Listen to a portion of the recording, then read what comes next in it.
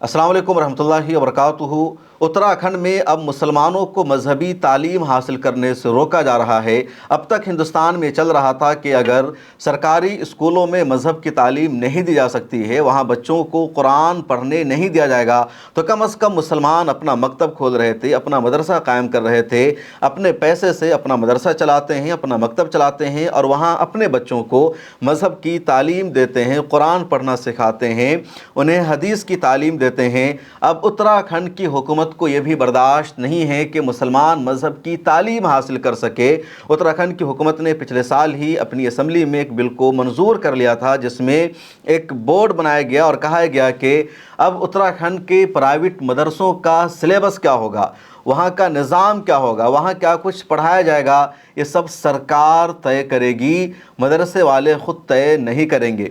आप इसको यूँ समझिए कि मदरसा हमारा है, ये मदरसा हम अपने पैसे से चला रहे हैं या कौम से चंदा लेकर हम आ रहे हैं और कौम इस इदारे को चला रही है। अब उत्तराखंड की सरकार कह रही है कि नहीं नहीं, ऐसा नहीं हो सकता, हम तय करेंगे कि आपको क्या पढ़ाना है क्या नहीं पढ़ाना है। यानी प्राइवेट मदरसों का सिलेबस भी अब उत्तराखंड की सरकार तय करेगी। पिछले एक साल से उत्तराखंड के मुसलमानों में, ज़िम्मेदारों में बेचैनी थी, परेशानी थी। अब पिछले दिनों all India Muslim personal law board के एक डेलीगेशन ने जाकर उत्तराखंड का दौरा किया, वहाँ के काजियों से, उलमाए किराम से, ज़िम्मेदारों से मुलाकात की और उनसे कहा कि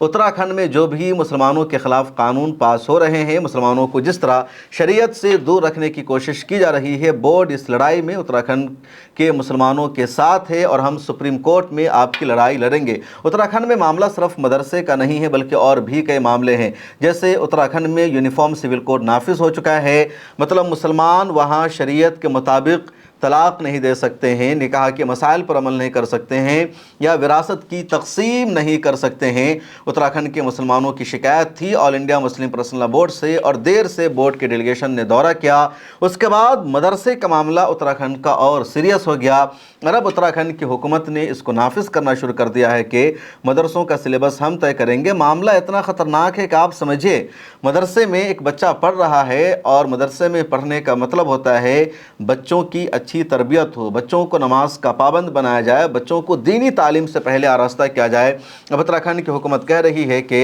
एक बच्चा अगर नमाज नहीं पढ़ना चाहता मदरसे में, तो मदरसा का इंतज़ामिया बच्चे को नमाज पढ़ने पर मजबूर नहीं कर सकता।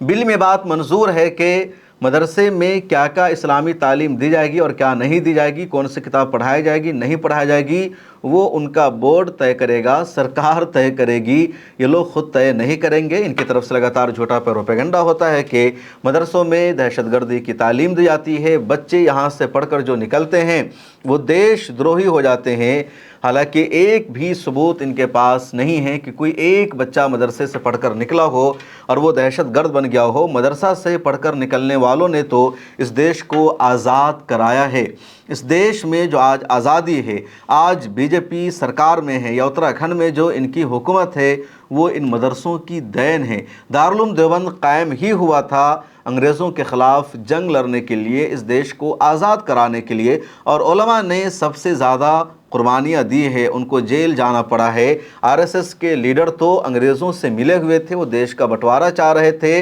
वो ब्रिटिश एम्पायर को कंटिन्यू जारी रखना चाह रहे थे, उनका कोई रोल ही नहीं है। All India Muslim personal law board ने उत्तराखंड हुकूमत के इस बिल के ख़िलाफ़ भी अपना एक स्टेटमेंट जारी किया है और all India Muslim personal law board का कहना है कि जिस तरह मदरसों का सिलेबस सरकार तय करने जा रही है या मदरसों को मजबूर किया जा रहा है कि जिस तरह मदरसों को मजबूर किया जा रहा है कि वो आज़ादाना तौर पर मदरसे में बच्चों को तालीम नहीं दे सकते हैं, अपना निसाब नाफिज नहीं कर सकते हैं, ये आइन के ख़िलाफ़ है, मुस्लिम पर्सनल लॉ एक्ट के ख़िलाफ़ है, क्योंकि आइन में बाज़ाब्ता आज़ादी दी गई है कि आप अपनी मजहबी तालीम हासिल कर सकते हैं, अपने मज़हब पर अमल कर सकते हैं और तमाम लोग अपने मज़हब पर अमल करते हैं, अपने बच्चों को, अपनी नई जनरेशन को मज़हब की तालीम देते हैं। तो आप भी अपने बच्चों को मज़हब की तालीम दीजिए, मुसलमान भी देंगे, आप रोकने वाले कौन होते हैं। ये पूरा मामला यानी उत्तराखंड हुकूमत का जो बिल है, उत्तराखंड हाई कोर्ट में ज़ेर समाअत है, वहाँ इस पर मुकदमा चल रहा है। मुस्लिम पर्सनल लॉ बोर्ड ने यकीन दहानी कराई है कि अगर उत्तराखंड से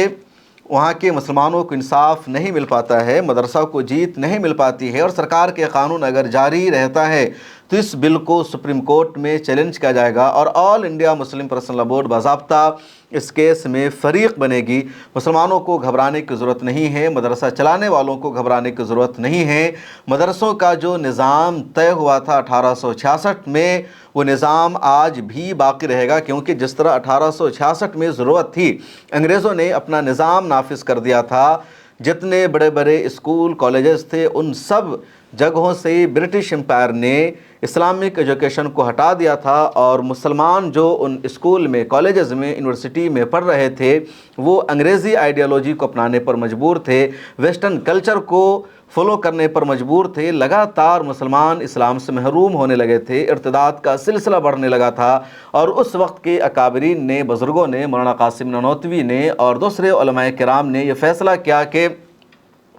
اگر ہمیں اپنی قوم کو ارتداد سے بچانا ہے، ہمیں اپنے لوگوں کو مذہب سے جوڑ کر رکھنا ہے، ہندوستان کو اندلس ہونے سے محفوظ رکھنا ہے، تو اس کے لیے ہمیں کچھ کرنا ہوگا، کچھ سوچنا ہوگا۔ اور پھر کہا گیا کہ ہمیں اپنے پیسوں سے اپنا دینی ادارہ کھولنا ہوگا۔ برٹش امپائر سے کوئی امداد نہیں چاہیے، کوئی پیسہ نہیں چاہیے، ہم اپنے زکوٰۃ کے پیسے سے دینی ادارہ قائم کریں گے، وہاں اپنے بچوں کو پڑھائیں گے، جو مسجد میں جا کر امامت کر سکے، جو نماز جنازہ پڑھا سکے، جو ہماری قوم کو مرتد ہونے سے روک سکے۔ اسی مشن کے ساتھ 1866 میں دارالعلوم دیوبند قائم ہوا، اور پورے ہندوستان میں مدرسوں کے قیام کا سلسلہ شروع ہو گیا۔ آج دوبارہ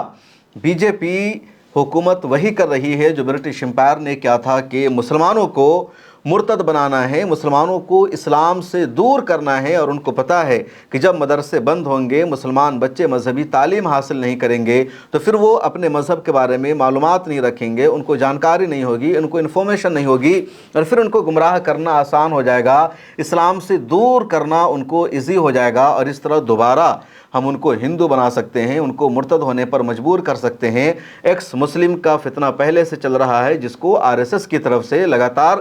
سپورٹ کیا جاتا ہے، ان کی فنڈنگ کی جاتی ہے۔ پچھلے دنوں دلی میں سلیم واسطق کا ایک معاملہ بھی سامنے آیا، اور ان بھکتوں کو ایسی آگ لگی کہ کبھی انہوں نے سوچا نہیں تھا۔ ملا ٹائمز پر پوری ویڈیو میں نے بنا رکھی ہے کہ کس طرح وہ شخص قتل کا مجرم تھا، بھاگا ہوا تھا، اور بچنے کی خاطر اس نے اپنے آپ کو ایکس مسلم کہنا شروع کر دیا، مسلمانوں کے خلاف زہر اگلنے لگا، اور پھر رائٹ ونگ نے، RSS کے سپورٹرز نے اس کو پیسہ دیا، ہر طرح سے سپورٹ کیا۔ بعد میں پتہ چلا کہ وہ تو قتل سے بچنے کے لیے بھاگا ہوا تھا، اور ایک ہندو لڑکے کا ہی اس نے قتل کر رکھا تھا،